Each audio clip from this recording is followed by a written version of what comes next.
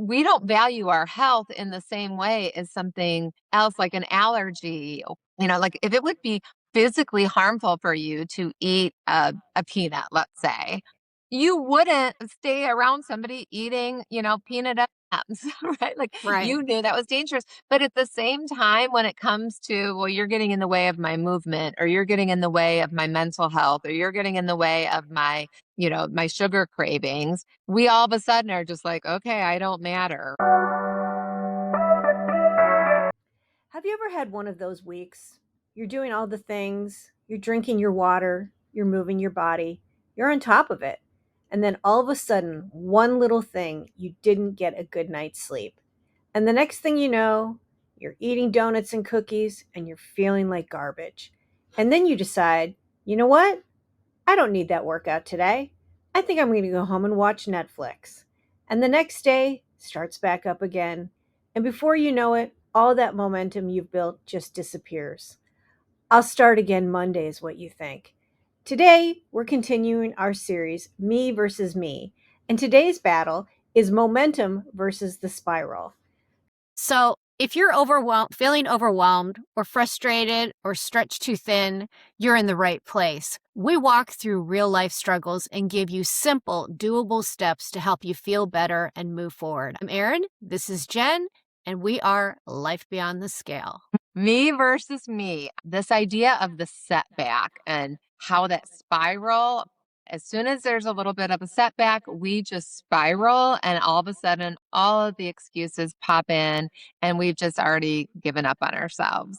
And so today, let's talk about how we can stop that part of the me versus me battle. And it might begin with just normalizing the fact that the setback is normal. Progress is not linear. Our brains are wired for comfort. They want something that feels familiar. And so change starts happening, and all of a sudden the brain pulls back and was like, wait a second, this is feeling uncomfortable. And we kind of slide right back into the old us. Yes. Old habits, they die hard. And it feels like it's the less than desirable habits that really don't want to disappear.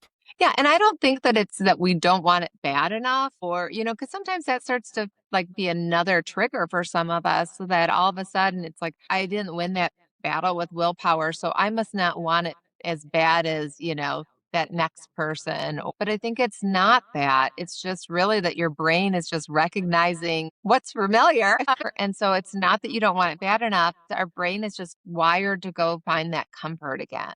And so, especially at our age in midlife, like these triggers could be stress of the kids, the responsibility of our aging parents, the weather changing, politics. We're just tired, or maybe just mental fatigue. All of the above. There's some days that they just feel harder than others. Some days you're just like, everything's great. And then another day you wake up and you're like, no, I can tell this is not going to be the day. Right. Right. And so I think that's kind of the key to this is, can you recognize those patterns? Can you start to like hear the slip happening or visually see it? So is it the late night scrolling that starts to be your trigger? Is it missing that one workout, the stress eating, thinking about tomorrow? Like if we can start to recognize that pattern, and then you kind of hear it and be like, okay, as soon as I start the late night scrolling, I probably should go to bed. Or I've missed that one workout. Now I'm just going to not work out for the rest of the week. It's that why bother? You always fail kind of a little inner critic that starts to pop in. And then all of a sudden it's like, go ahead and just quit now. It's better for you to quit now than to quit, later, because you're going to fail anyway. And then we start to just like cope with that. And because I don't want to feel that shame, we get right back into that distraction of binge eating, avoiding our routines, numbing ourselves through that, just scrolling or flipping the channels of the television. It's easy to stay comfortable, but it's holding you back from what's possible. I feel like I'm finally at the place where I'm starting to recognize when it's about to happen. And when I can start to put the brakes on and say, nope, not true. I think you just need to take a minute. I think you need to take a pause instead of going full throttle throwing myself into whatever negative situation and into that spiral. Now being able to recognize some of the tells, I should, for you, I might as well. Yeah, might as well for me is a huge tell. I've already blown it. I might as well just keep going. You can stop it. Just because something didn't go well doesn't mean you have to throw everything away. I think about that saying about just you have one flat tire doesn't mean you have to go slashing all your tires. I think that's such a really powerful picture. Practice her, the more strong she becomes. And if that's not the her that we want to be, we've got to start practicing like new healthiest version of me, of who I do want to become. Yeah. That's going to take some practice.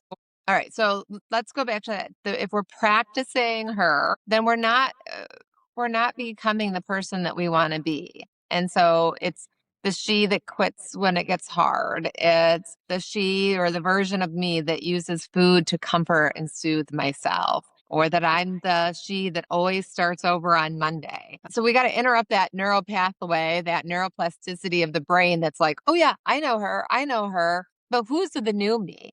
Who's the best version of me that I'm trying for, that I keep setting goals for, so that we're not giving up on the old version of us, but we're recognizing that voice, that version of us, so that we can choose different next time.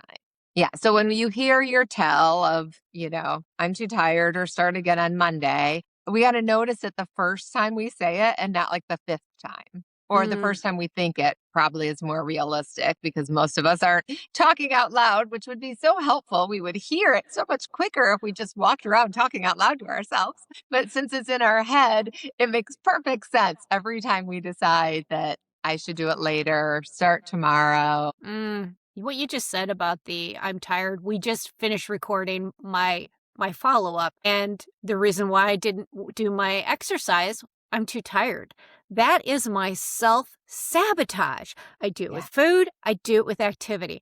I'm too tired. Okay. Well, but I think this is that pause again to just kind of say, yeah, this is real life. And so what can I do so that I don't send it into shame? And as soon as you take food and equal it to being tired, you're training your brain to prioritize food as more than fuel. And so now food is way up here. It's my confidant. It's my companion. It's my loneliness buddy.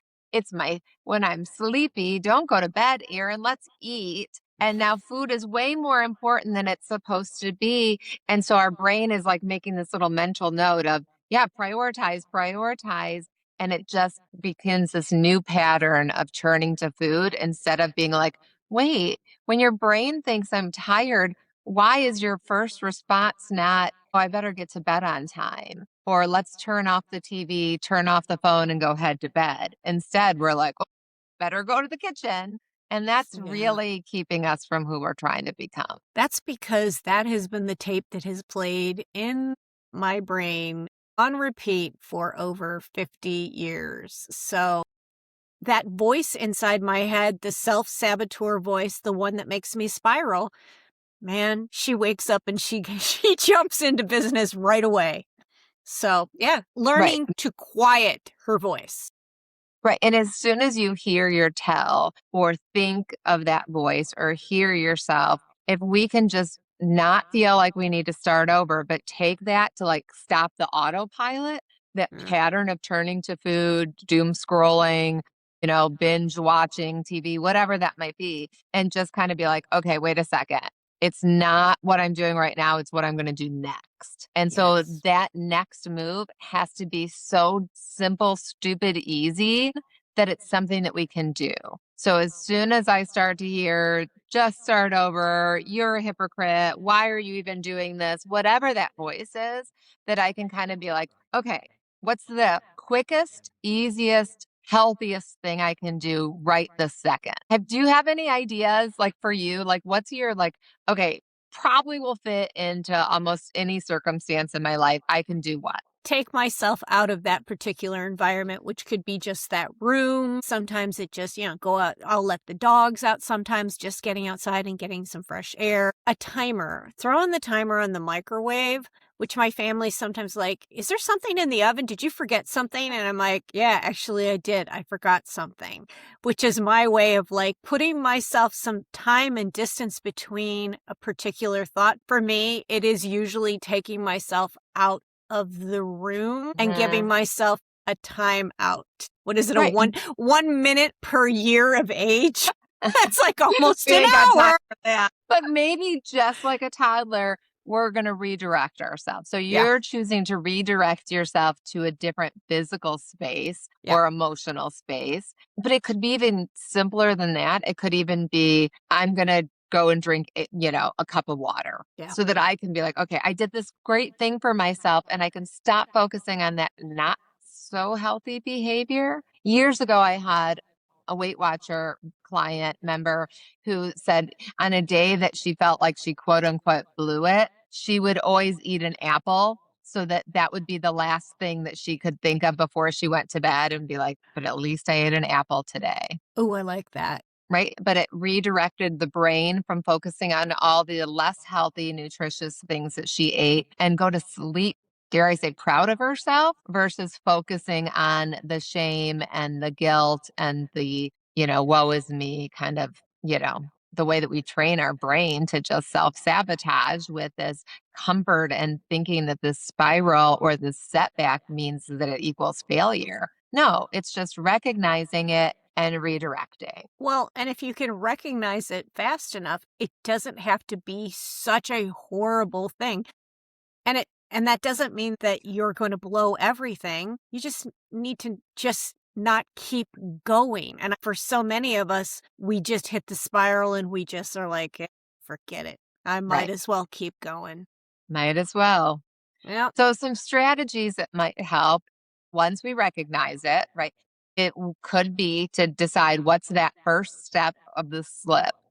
So when I hear might as well, when you hear you're tired or whatever that might be, you're going to go to the other room. I might drink some water. But then also, we need to remember about just kind of like that habit loop, that there's some type of trigger that's happening around us that's making us do that behavior. So I need to remove the trigger.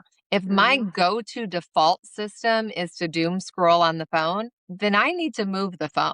I can't have the phone be so easy and so close to me. Like the phone can't be in the room. If I'm channel surfing, maybe I need to put down the remote and pick up the phone and call a friend. Like it's not that Yes. the food is the enemy or that the phone is the enemy. It's what's getting in the way of best version of you. I like that. Removing the trigger and recognizing these different scenarios because I think with a lot of people, we tend to repeat the same thing over and over again. It's usually the same situation and it's usually the same response. So when we recognize that moment of like, okay, I did it.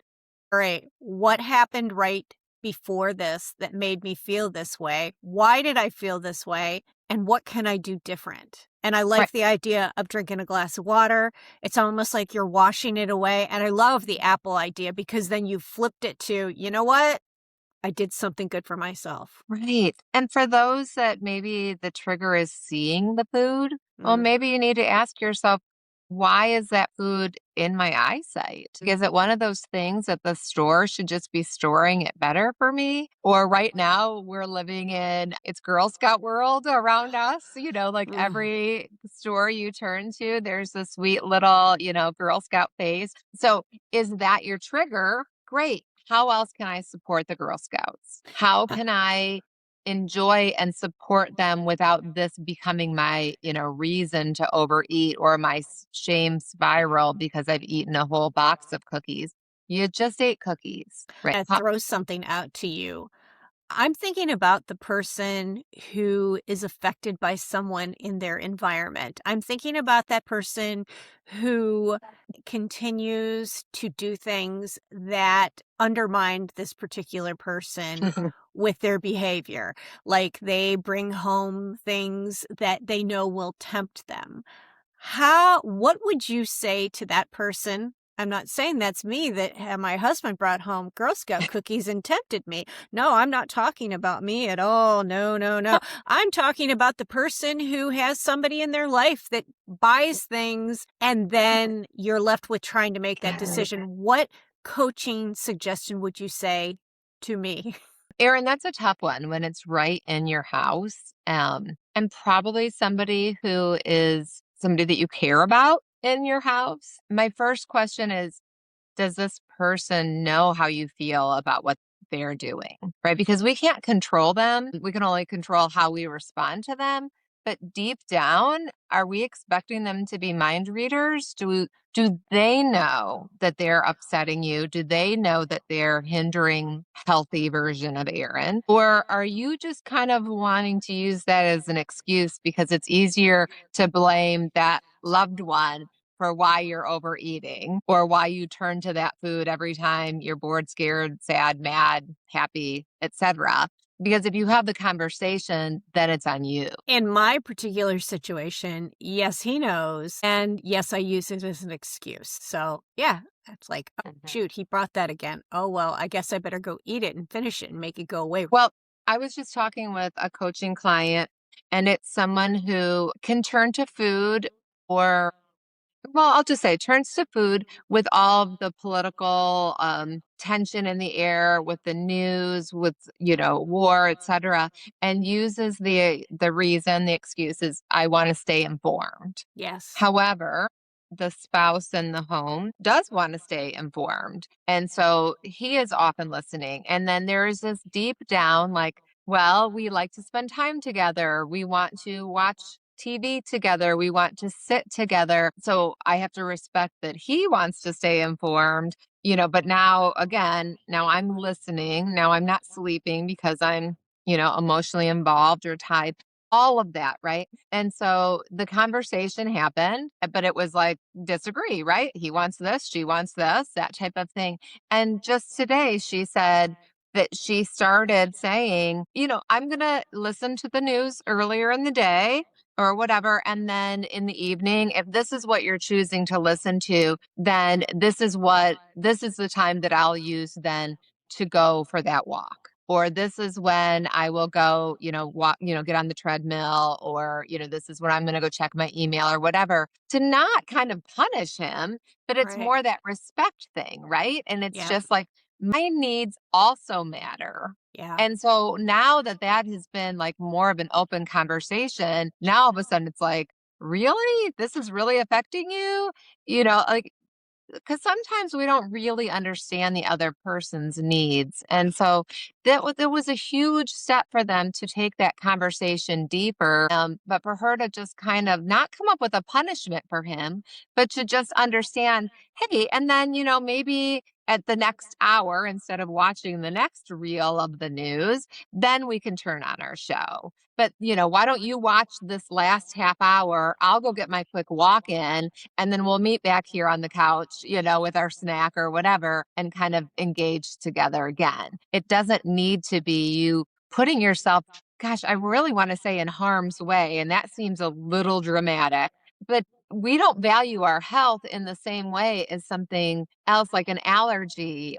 Like if it would be physically harmful for you to eat a peanut, let's say, you wouldn't stay around somebody eating, peanut M&Ms, right? Like Right. you knew that was dangerous. But at the same time, when it comes to, well, you're getting in the way of my movement, or you're getting in the way of my mental health, or you're getting in the way of my, my sugar cravings, we all of a sudden are just like, okay, I don't matter. I love that she recognized that that's how it was affecting her and that she came up with the solution to do something else. And the fact that she was brave enough to have that conversation, because for many people, it's uncomfortable. They're not sure how that person's going to take it. It's a change in what their normal routine is. So good And job. just because you've told your husband, not to bring those Girl Scout cookies home, doesn't mean he actually heard you, or doesn't mean that he actually remembers, because Mike might also remember you really enjoying Girl Scout cookies. And That's it's like, true. please, Girl Scouts, don't get mad at us. We are, big supporters of the Girl Scouts, or, of your cute little faces standing in the cold. But that we're just using that as an example, right? Like fill in the Right. blank. Is it your chips? Is it your brownies? Whatever that might be. But we might need to try some things out a few different times. We also might need to check when you're having that conversation. Did you mention it in passing while he was also working, while he was also in the middle of taking the dog out? Like those are too many outside factors. And so maybe I need to remind, speak again, or just recognize, hey, this is when I'm most vulnerable. And so this is when I need to separate myself from that situation.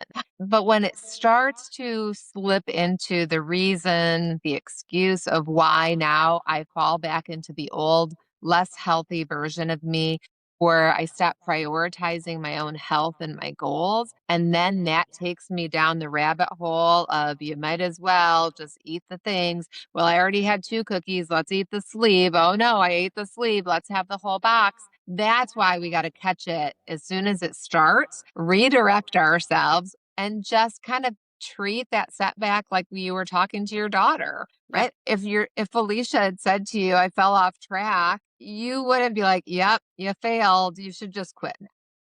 When a toddler is learning to walk and take their first steps and they fall down, you're like, yep, you better stop walking right now. Walking is not for you. That's exactly it. The way that we speak to ourselves versus the way we speak to others, we're so much kinder to everyone else but ourselves. And we do Right. deserve some kindness. Right. And so instead of saying, I fell off or I'm a failure, we might just say, hey, I noticed an old pattern and I'm interrupting. Or that was one moment, that was one box of cookies, but I'm learning. So now we just really need to kind of figure out like which strategy would work for you individually, because everybody is so different and every situation is so different. And some of us can have hard conversations with our loved ones and some of us are going to suffer in silence, but you are the boss of you. And so which redirect, which interruption of this pattern, this comfortable old version of you do you continually slide back into, and like what do you want to have happen? So when you hear yourself use your little trigger, what do you want to see happen instead of waiting until next Monday? So I would love it if our listeners maybe, be vulnerable if you can. Put it in the comments. What's your spiral? What's your setback? Because I've always loved that quote. Don't let your setback get in the way of your comeback. That's a This good might, one. right? Like this one little moment in time might be the thing that's stopping you from success, right? Well, yeah. Don't just keep falling back into the old pattern without a plan. We got to know what's my next step as soon as I recognize that spiral. And we also know the definition of insanity is to keep repeating the same thing over and over again, hoping for What? different results. What? You mean that doesn't work? The goal is becoming the woman who notices the spiral sooner, who treats herself with compassion and chooses to get back up again. Because this journey isn't me versus the scale. It's me versus the version of me that believes that I can't change or that I can't be successful. And every time you reset, the new you gets stronger. That's good. Me versus me. All right. Next week will be me versus me and distractions. How our distractions get in our way. And next up, Jenn's Coaching Corner. Stop calling it emotionally eating. You're training for a habit that you don't want. You're not out of control. You're just practicing. Every time you eat because you're bored, stressed, lonely, tired, happy, you're teaching your brain, this is how we handle life. So the next time that feeling hits, it's not like you want food. It feels like you need food. You didn't fail. You just repeated a pattern. And the brain loves patterns. Here's why willpower isn't fixing your eating habits. Because it's your brain's job to keep you feeling safe and comfortable. As soon as that food gives you even a moment of relief, a moment of distraction, or even a little dopamine hit, your brain remembers that. And when you label food as good or bad, you start adding shame on top of it, which makes you feel like you want that relief even more. So then you restrict, and then you cope, and you feel guilty, and the cycle just gets stronger and stronger. And the more repeat it is, the brain starts to put it on autopilot. So it's not a discipline problem. It's a loop. Because you're not going to break the cycle by controlling the food. You break it by changing what you do when that feeling hits. Because the urge is not a hunger signal. It's just boredom, loneliness, stress. We're avoiding something. Feel the feeling. Because food is our fuel. But your emotions, they need a different response. Food's not your therapist, and it's not your friend. Remember, you don't need more willpower. You just need a new pattern.